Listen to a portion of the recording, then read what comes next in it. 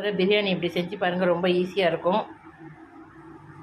வெங்காயம் நீல வாக்கில் அரிஞ்சது, தக்காளி, அப்புறம் கொத்தமல்லி, புதினா, பச்சை மிளகா போட்டு அரைச்ச பேஸ்ட்டு. பிரியாணிக்கு எவ்வளோ காரம் வேணுமோ அதுக்கேற்ற மாதிரி நீங்கள் பச்சை மிளகா போட்டுக்கலாம். ஒரு அழகுக்கு 3 பச்சை மிளகா நல்லாயிருக்கும். அதுக்கப்புறம் இது பட்டை, கிராம்பு, ஏலக்காய், இது 3 மட்டும்தான் நான் போடுவேன். இது 3 போட்டு அரைச்சி வச்ச பிரியாணி மசாலா பவுடர்.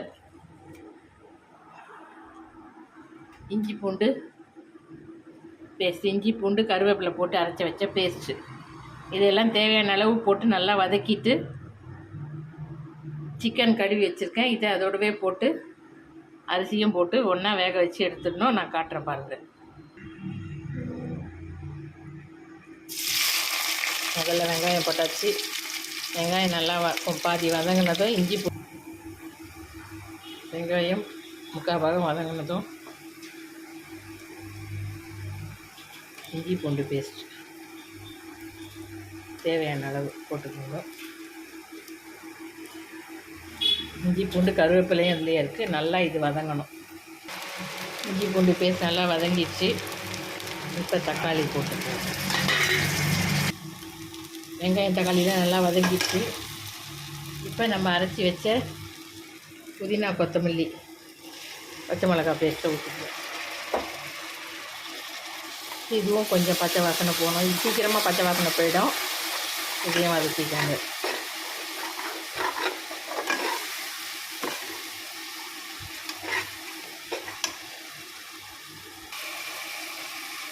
இப்போ இந்த டிஷ்ஷுக்கு தேவையான மஞ்சள்தூள், உப்பு,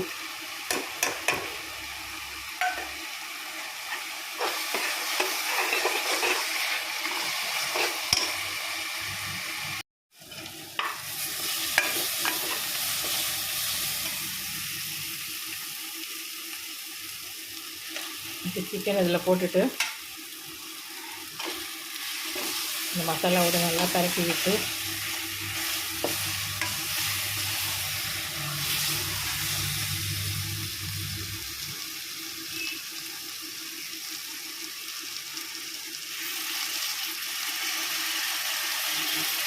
தயிர் ஊற்றி நல்லா கலந்துக்கிட்டுருங்க.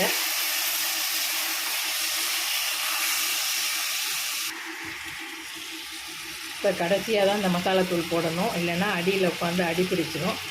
கடைசியாக ஒரு அழகுக்கு 1 ஸ்பூன் வீதமாக. இப்போ நான் 2 அழகு எடுத்துருக்கேன்.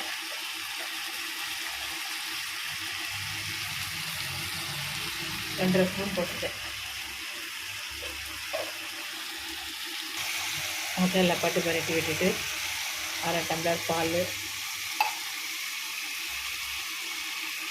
1/2 கிலோ அரிசி போட போகிறோம். அதாவது 2.5 டம்ளர் அரிசி, அதுக்கு 5 டம்ளர் அளவுக்கு 4 டம்ளர் வச்சா போதும். ஏன்னா பால் கொஞ்சம் ஊற்றிருக்கோம். அரிசி போட்டாச்சு.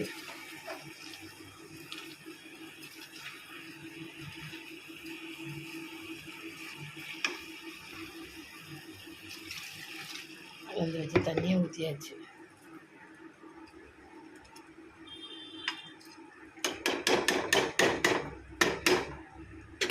கொஞ்ச நேரம் ஸ்லோ குக் ஆகட்டும். அதுக்கப்புறம் மூடி வச்சு தம் போட்டுடலாம்.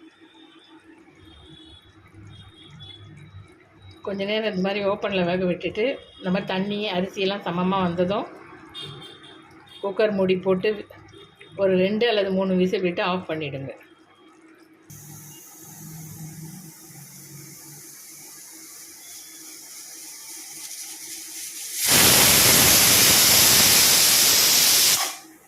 இது 2வது விசில். கொஞ்சம் நேரம் பொறுத்து ஆஃப் பண்ணிவிடுங்க. கொஞ்சம் நேரம் ஸ்லோவில் வச்சுட்டு ஆஃப் பண்ணிவிடுங்க.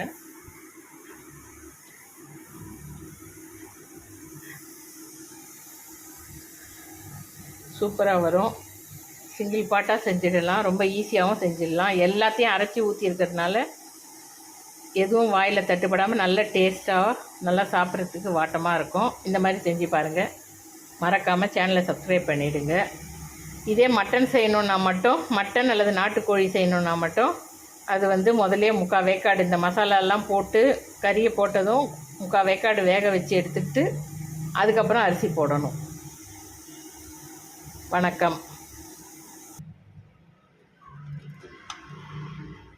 பாருங்கள், சூப்பர் பிரியாணி ரெடி.